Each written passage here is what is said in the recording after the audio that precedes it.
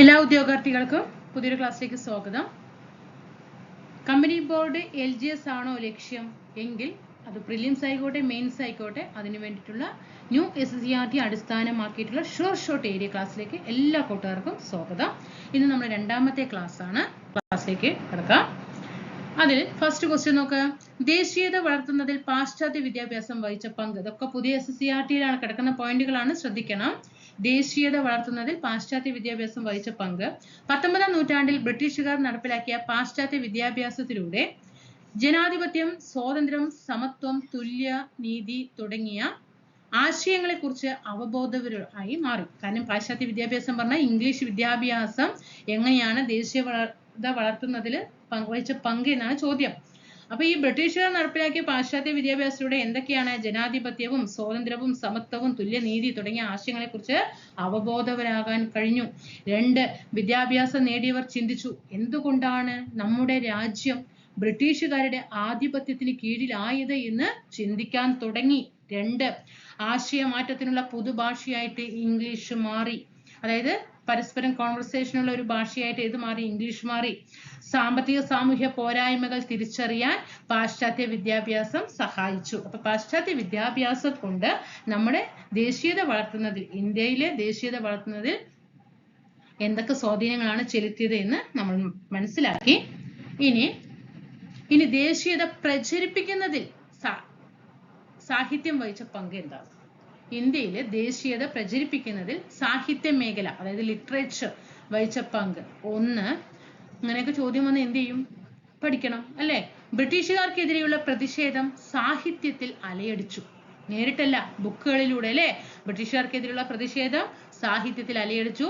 രാജ്യത്തിന്റെ വിവിധ ഭാഗങ്ങളിൽ ജനങ്ങൾ നേരിടുന്ന ദുരിതങ്ങളും അവഗണനയും ചൂഷണവും ഒക്കെ സാഹിത്യകൃതികളിൽ പ്രതിപാദ്യ വിഷയമായി മാറി. അക്കാലത്തെ പ്രമുഖ എഴുത്തുകാരനായിരുന്ന ദീനബന്ധു മിത്ര, ബങ്കിം ചന്ദ്ര ചാറ്റർജി, രവീന്ദ്രനാഥ ടാഗോർ, വള്ളത്തോൾ നാരായണ മേനോൻ, സുബ്രഹ്മണ്യ ഭാരതി മുതലായവരുടെ കൃതികളിൽ ജനങ്ങളിൽ ദേശീയബോധം വളർത്തുന്നതിൽ പ്രധാന പങ്കുവഹിച്ചു. നീൽദർപ്പൺ എന്ന നാടകം രചിച്ചത് ദീനബന്ധു മിത്രയാണ്. അപ്പൊ നമ്മുടെ ദേശീയത അല്ലെ, ആ ദേശീയത പ്രചരിപ്പിക്കുന്നതിൽ നമ്മുടെ ലിറ്ററേച്ചർ, ഓരോ ഇന്ത്യയിലെ സാഹിത്യ കൃതികൾ എന്തൊക്കെയാണ് ചെയ്തത്? ബ്രിട്ടീഷുകാർക്കെതിരെ ഉള്ള പ്രതിഷേധങ്ങളെല്ലാം ഈ സാഹിത്യ കൃതികളിൽ ഉണ്ടായിരുന്നു. അതേപോലെ നമ്മുടെ രാജ്യത്തിന്റെ വിവിധ ഭാഗങ്ങളിലൊക്കെ ജനങ്ങൾ നേരിടുന്ന ദുരിതവും അവഗണനയും ചൂഷണവും ഒക്കെ ഈ സാഹിത്യ കൃതികളിൽ പ്രതിപാദ്യ വിഷയമായിട്ട് മാറി. അന്നത്തെ പ്രമുഖ എഴുത്തുകാരായിരുന്നു ദീനബന്ധു മിത്ര, ബങ്കിം ചന്ദ്ര ചാറ്റർജി, രവീന്ദ്രനാഥ ടാഗോർ, വള്ളത്തോൾ നാരായണ മേനോൻ, സുബ്രഹ്മണ്യ ഭാരതി. ഇവരുടെ കൃതികളിലൊക്കെ ഈ ദേശീയബോധം വളർത്തുന്നതിൽ പ്രധാനപ്പെട്ട പങ്ക് വഹിച്ചിട്ടുണ്ട്. നീൽദർപ്പൺ എന്ന നാടകം രചിച്ചത് ആരാണ്? ദീനബന്ധു മിത്രയാണ്.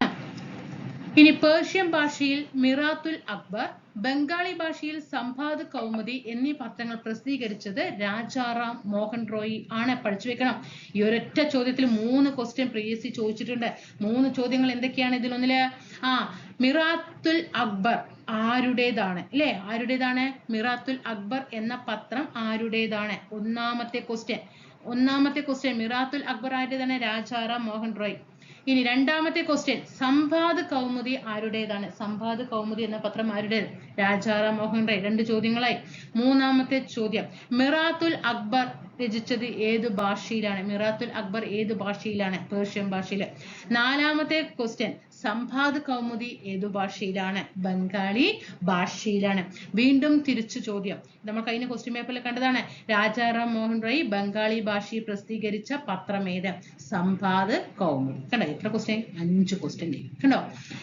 ഇന്ത്യയിലുണ്ടായ സാമൂഹ്യ പരിഷ്കരണ പ്രസ്ഥാനങ്ങളെ രാജാറാം മോഹൻ റോയിയുടെ പങ്ക് വിശദമാക്കുക. അപ്പൊ രാജാറാം മോഹൻ റോയെ കുറിച്ചിട്ട് നമ്മൾ പുതിയ SSCRTയിൽ കൊടുത്തിരിക്കുന്ന ഡീറ്റെയിൽഡ് കാര്യം പഠിക്കാൻ പോവുകയാണ്. 1772 ബംഗാളിൽ ജനിച്ച, ഇവിടെ ശ്രദ്ധിക്കണം കേട്ടോ, ബംഗാളിലാണ്. കാരണം 2026 ഒരു ക്വസ്റ്റ്യൻ പേപ്പറിലും 2025 അതേപോലെ 2022 ഒരു ക്വസ്റ്റ്യൻ പേപ്പറിലും രാജാറാം മോഹൻ റോയിയെ കുറിച്ച് ചോദിച്ചപ്പോൾ അദ്ദേഹം ജനിച്ച സ്ഥലം കട്ടക്ക് എന്നാണ്, അതായത് ഒഡീഷ എന്നാണ് കൊടുത്തത്. മനസ്സിലായോ? അത് തെറ്റായിരുന്നു. എവിടെയാ? ബംഗാളിലാണ് ജനിച്ചത്. അദ്ദേഹത്തിന് ഹിന്ദു, ഇസ്ലാം, ക്രൈസ്തവ, ജൂത മതങ്ങളിൽ അഗാധമായ ജ്ഞാനം ഉണ്ടായിരുന്നു. ഏതൊക്കെ മതങ്ങളിലാണ്? ഹിന്ദു, മതത്തിലും ഇസ്ലാം മതത്തിലും ക്രൈസ്തവ മതത്തിലും ജൂത മതത്തിലും അഗാധമായ ജ്ഞാനം ഉണ്ടായിരുന്നു. ഏതാ ജനിച്ചത് വർഷം? 1772 ബംഗാളില്. മനസ്സിലായോ? ഇന്ത്യ സാമൂഹ്യ പരിഷ്കരണ പ്രസ്ഥാനത്തിന് തുടക്കം കുറിച്ച വ്യക്തി. പ്രീവിയസ് ചോദ്യമാണ്. ഇന്ത്യയിൽ സാമൂഹ്യ പരിഷ്കരണ പ്രസ്ഥാനത്തിന് തുടക്കം കുറിച്ച വ്യക്തിയാണ് രാജാറാം മോഹൻ റോയ്. ബഹുഭാഷാ പണ്ഡിതനായിരുന്നു. സതി നിർത്തലാക്കുന്നതിന് പ്രധാനപ്പെട്ട മുഖ്യ പങ്ക് വഹിച്ച വ്യക്തി. ആധുനിക വിദ്യാഭ്യാസ സ്കൂളുകൾ ആരംഭിച്ച വ്യക്തി. ബ്രഹ്മസമാജം എന്ന സാമൂഹ്യ പ്രസ്ഥാനം ആരംഭിച്ച വ്യക്തി. ബഹുഭാര്യാത്വം, ശൈശവ വിവാഹം എന്നിവയ്ക്കെതിരെ പോരാടി. ഞാനിവിടെ എത്ര പ്രീവിയസ് ക്വസ്റ്റ്യൻ എഴുതി? ആകെ ഇവിടെ ഈ കുറച്ച് ചോദ്യങ്ങളെ കാണുന്നു. പക്ഷെ ഇതൊക്കെ എത്ര പ്രാവശ്യം PSC റിപ്പീറ്റ് ചെയ്തിട്ടുണ്ടെന്നുള്ളത് അറിയാൻ കഴിയില്ല. കാരണം അത്രയും ക്വസ്റ്റ്യൻ പേപ്പറുകളിൽ ഈ ചോദ്യങ്ങൾ നമുക്ക് കാണാനായിട്ട് സാധിക്കും. മനസ്സിലാവുന്നുണ്ടോ? അപ്പൊ 1772 ബംഗാളിലാണ് അദ്ദേഹം ജനിച്ചത്. അദ്ദേഹത്തിന് അറിവുണ്ടായിരുന്നത് ഹിന്ദു മതത്തിലും ഇസ്ലാം മതത്തിലും ക്രൈസ്തവ മതത്തിലും ജൂത മതത്തിലും അഗാധമായിട്ട് അറിവുണ്ടായിരുന്നു. ഇന്ത്യയിൽ സാമൂഹ്യ പരിഷ്കരണ പ്രസ്ഥാനത്തിന് തുടക്കം കുറിച്ച വ്യക്തിയാണ് രാജാറാം മോഹൻ റോയ്. അദ്ദേഹം ബഹുഭാഷാ പണ്ഡിതനാണ്. അതായത് ഒരുപാട് ഭാഷകളിൽ അദ്ദേഹം അറിവുണ്ടായിരുന്നു. സതി നിർത്തലാക്കുന്നതിൽ പ്രധാന പങ്ക് വഹിച്ച ഇന്ത്യൻ നവോത്ഥാന നായകനാണ്.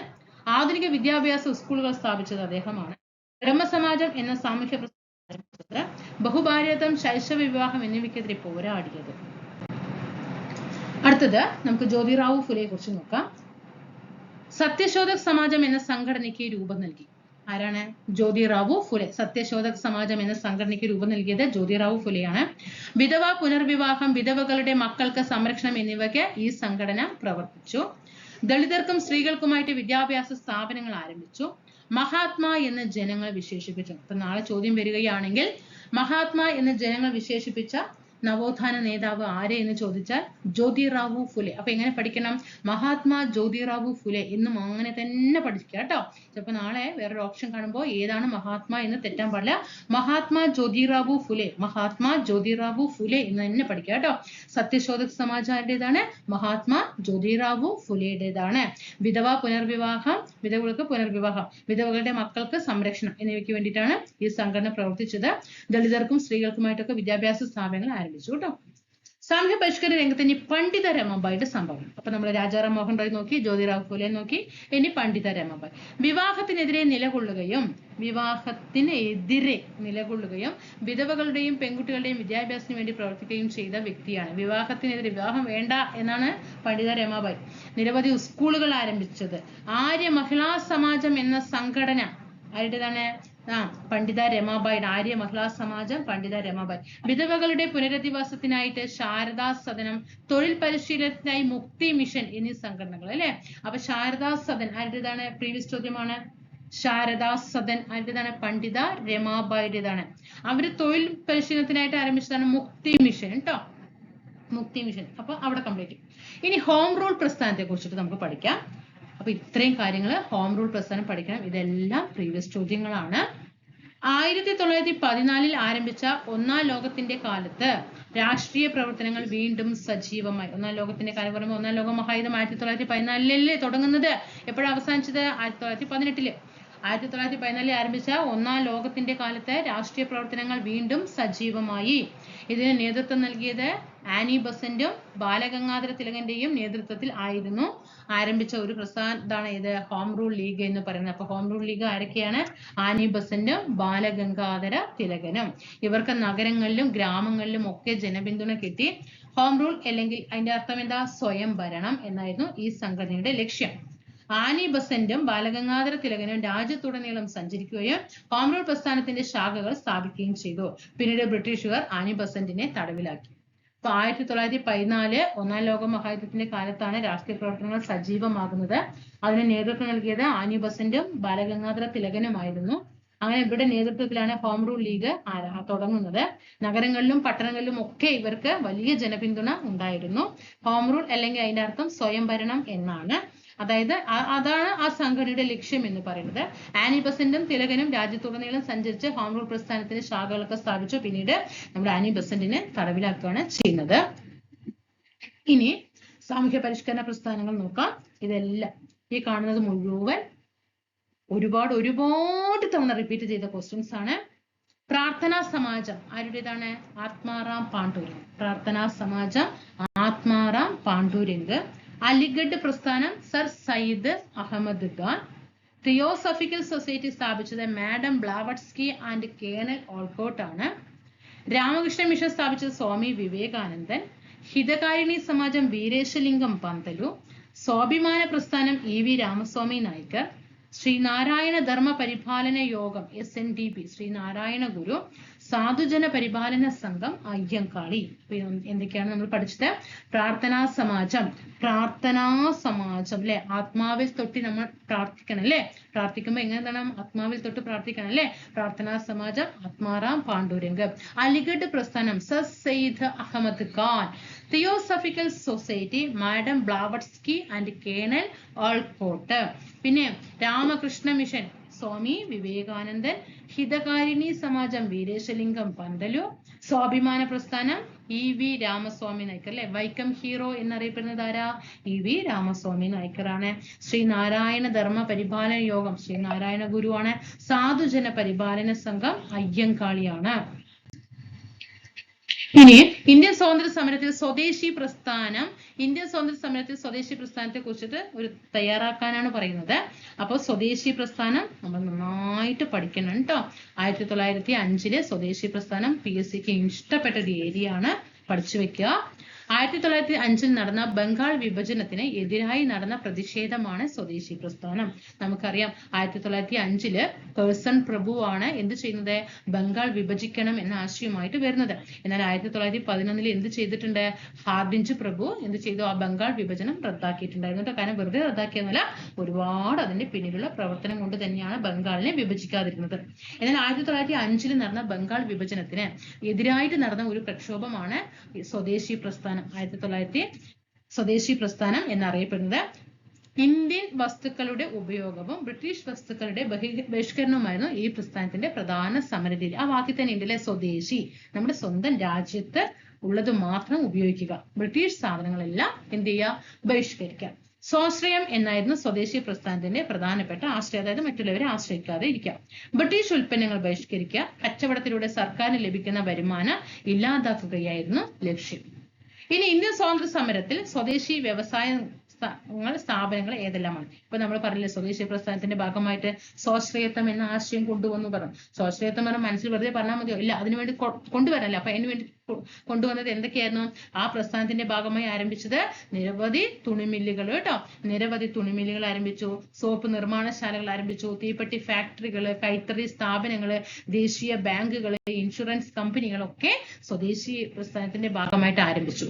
ബംഗാൾ കെമിക്കൽ സ്റ്റോർ, സ്വദേശി store, steam navigation company, steel factory എന്നിവ സ്വദേശി സമരത്തിന്റെ ഭാഗമായിട്ട് നിലവിൽ വന്നു.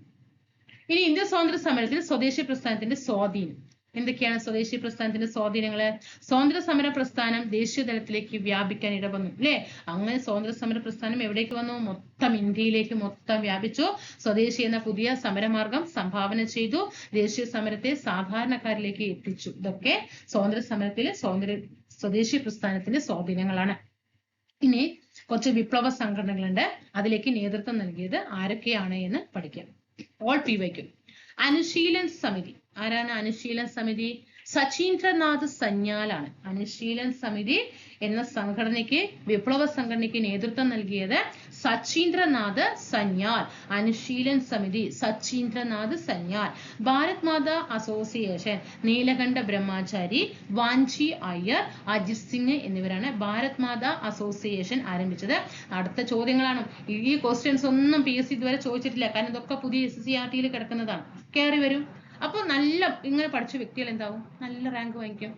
ഭാരത് മാതാ അസോസിയേഷൻ നീലകണ്ഠ ബ്രഹ്മചാരി, വാഞ്ചി അയ്യർ, അജിത് സിംഗ്.